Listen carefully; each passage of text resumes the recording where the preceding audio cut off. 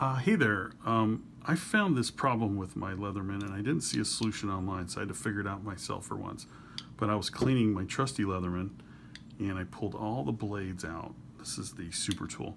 And it's got a locking mechanism, but the only way to release it is if you leave one of them unlocked. So I put all of them into the lock position, and so I can't get them to close. So this is how you solve the problem. So this is your lock mechanism right there. So don't let the missus know you're using like a butter knife. But if you just kind of lift up on, you can see that switch is lifting up, and now it'll release them. So don't do what I did.